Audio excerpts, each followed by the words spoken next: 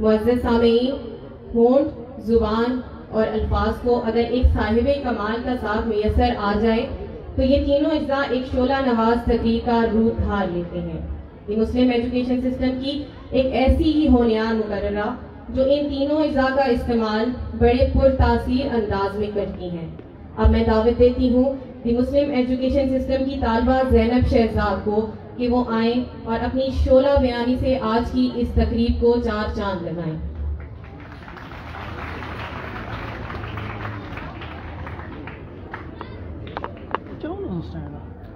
ہے مملکت ہند میں ایک طرفہ تماشا، ہے مملکت ہند میں ایک طرفہ تماشا، اسلام ہے محبوس مسلمان ہے آزاد، نحمدہ ونصلی علی رسولہ الکریم، اما بعد فاعوذ باللہ من الشیطان الرجیم، بسم اللہ الرحمن الرحیم۔ محترم حاضرین و سامعین کرام اور پاکستان کے نام پر مر مٹنے والے پیارے پاکستانیوں کی خدمت میں میرا سلام۔ آج کی اس پروقار تقریب میں میری تقریر کا موضوع ہے یوم آزادی اور قائد اعظم کا پاکستان۔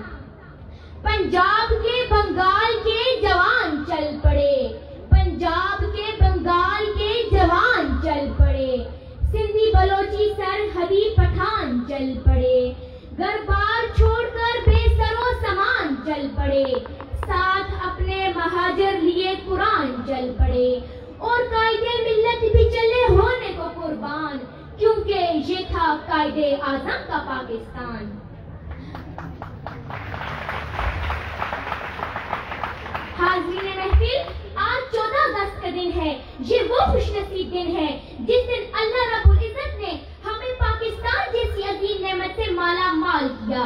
حاضرین، یہ میرا پاکستان، یہ آپ کا پاکستان، یہ ہم سب کا پاکستان، یہ اللہ پاک کی طرف سے شب قدر جیسی بابرکت رات میں ملنے والا تحفہ ہے جو اس دن کی اہمیت کو مزید چار چاند لگاتا ہے۔ جناب والا، مدینہ منورہ پہلی ریاست تھی جو کہ ایک نظریہ لا الہ الا اللہ محمد الرسول اللہ کے نظام پر قائم ہوئی، اسلام کے نظام پر قائم ہوئی۔ جناب والا، مدینہ منورہ کے بعد اگر کائنات میں کوئی ریاست ہے، کوئی سرزمین ہے جو کہ اسلام کے نام پر مارز وجود میں آئی تو وہ پاک سرزمین ہے پاکستان۔ جی ہاں جناب والا، پاکستان۔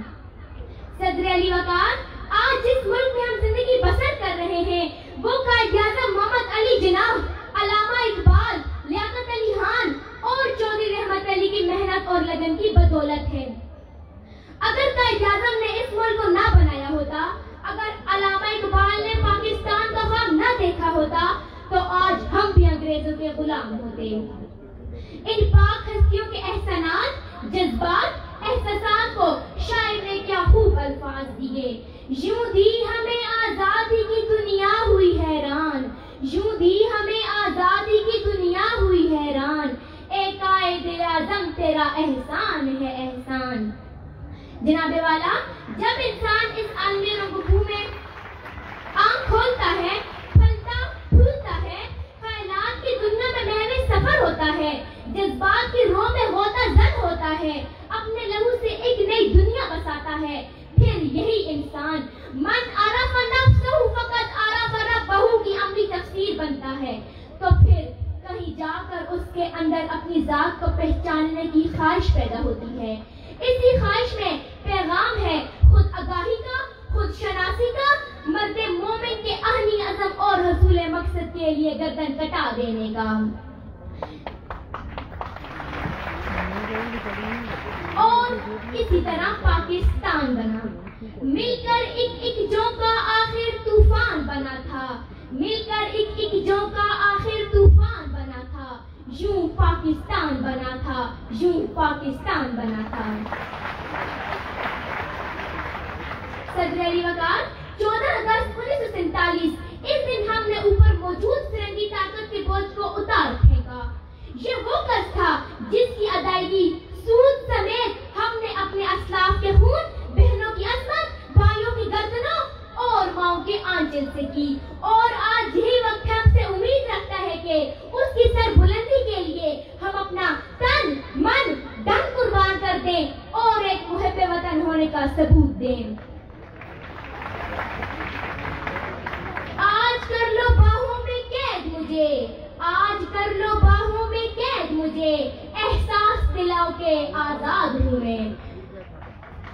میں آخر میں کچھ الفاظ سے اپنی تقریر کو ختم کرنا چاہوں گی۔